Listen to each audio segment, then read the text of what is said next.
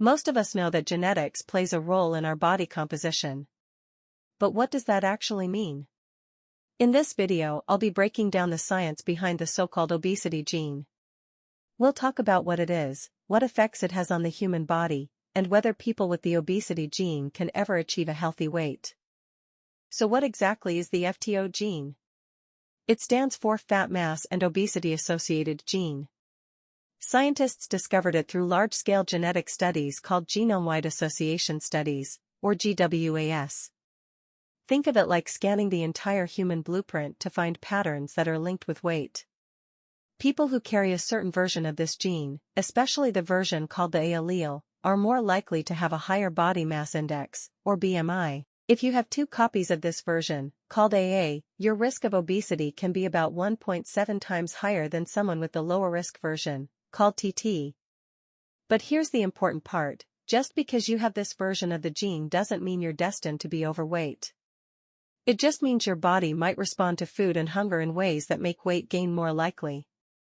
The FTO gene is really active in your brain, especially in areas that control appetite, like the hypothalamus. It makes an enzyme that edits RNA. Basically, it helps decide which instructions your body follows and how strongly. One of its main targets is ghrelin, also known as the hunger hormone. Ghrelin tells your brain when it's time to eat.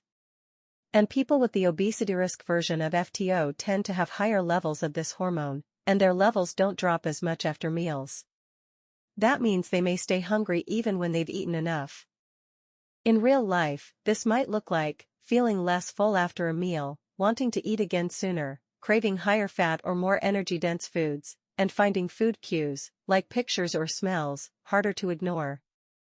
And it's not just about behavior. Brain scans show that people with the high-risk version of the gene have different brain responses to food images, especially in the parts of the brain that handle reward. So their experience of food can literally feel more rewarding or pleasurable. FTO is the most well-known, but it's not the only gene that can affect your weight. Others include MC4R, influences appetite and satiety. LEPR, related to how your body responds to the hormone leptin, which tells you you're full. BDNF, involved in brain function, including how your body regulates food intake.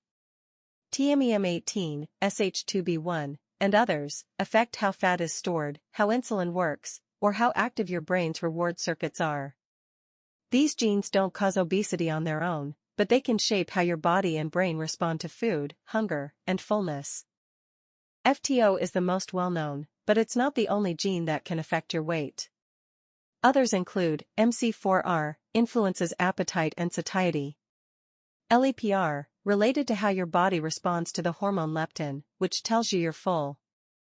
BDNF, involved in brain function, including how your body regulates food intake.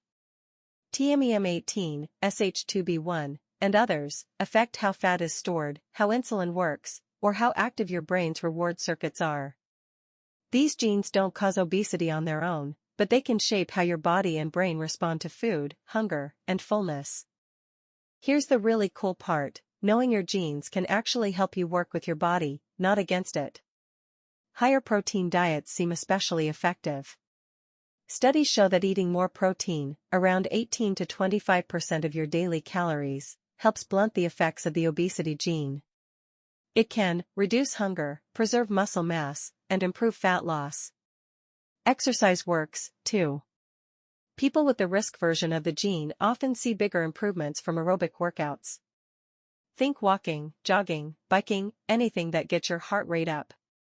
Mindful eating and food environment also matter. Because the FTO gene affects reward and food cues, it helps to keep tempting foods out of sight, focus on meals with fiber and volume, like vegetables, and build routines around meals, so your brain learns what to expect.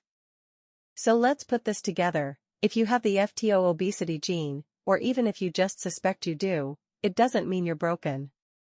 It just means your body is wired a little differently. Your hunger might feel more intense.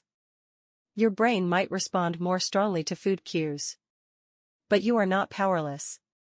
Strategies like high-protein diets, regular exercise, and smart food environments can work just as well, or better, for people with the obesity gene. Understanding your biology helps you design better tools, not excuses. And with science on your side, you're not just fighting willpower, you're building a strategy that actually fits your brain. Thanks for watching.